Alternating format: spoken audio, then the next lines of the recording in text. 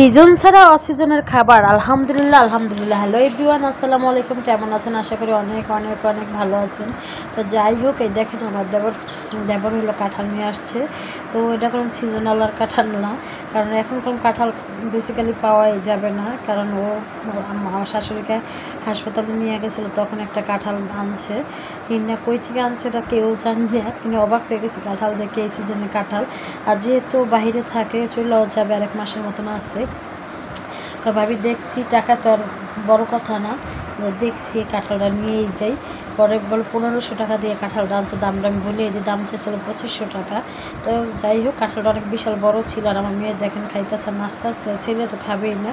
আর হলো কাঁঠালটা হলো এত মিষ্টি ছিল বলার বাহিরে, মানে অবিশ্বাস্যটা মিষ্টি ছিল। দেখেন আমি মুড়ি দেখাইতেছিলাম, এত মজা এত মজা এত মজা ছিল। তো যাই হোক, কাঁঠাল খাওয়া দাওয়া করে রান্না বান্না চলে আসলাম।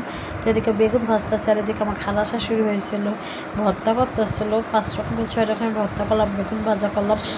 পুঁটি মাছগুলো একবার ছোট ছোট হয়ে গেছে, তারপরও স্বাদ ছিল যেহেতু দেশি পুঁটি।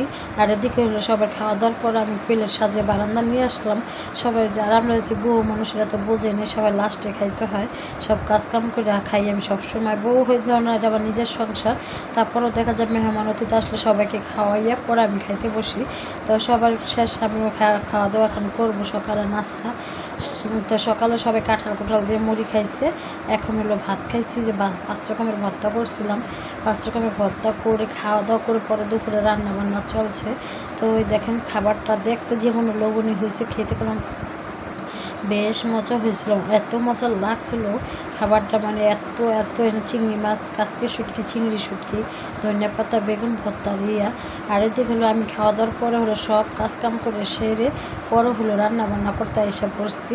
তো রান্না বান্নায় দেখেন যে পাঙ্গাস মাছ ভাজতেছি, যে তোমরা লোক বেশি, এরকম একবার নদীর পাঙ্গাস মাছ, আর মানে জাইলারে একবার ছোটো ছোটো করে কাটিয়ে দিচ্ছে, আমিও বাসায় কাটি নিই। তো যাই হোক, এদিকে মাছটা রান্না করার জন্য হলো সব মশলা দিয়ে দেবো।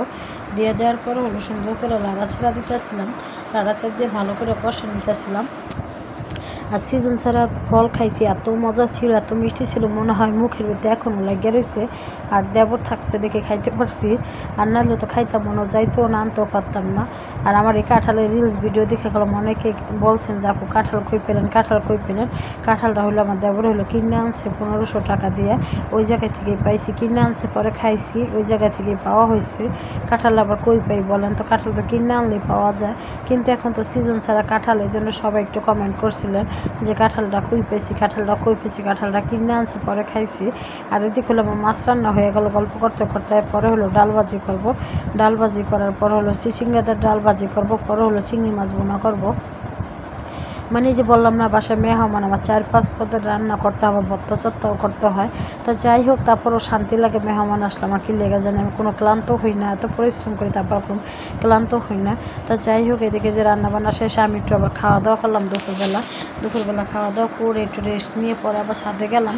ওই যে বললাম না, আমার সকাল থেকে কোনো বিকাল পর্যন্ত অপশন নেই, যে মাশাআল্লাহ আমি এবার নতুন আবার লাউ গাছ লাগা দিয়েছি ওই জাংলা ভেতরে, আর একবার লাগাইছিল, তো দেখছেন সব লাউ খাইছিলাম, গাছটা নষ্ট হয়ে গেছে, ফালাই দিয়েছি, এখন নতুন গাছ লাগাইছি। আর এদিকে হলো গাছ একটু স্প্রে করে দিব। ভিডিওটা কেমন হয়েছে অবশ্যই কমেন্টে জানাবেন। সবাই ভালো থাকবেন, সুস্থ থাকবেন। আল্লাহ হাফেজ, আসসালামু আলাইকুম।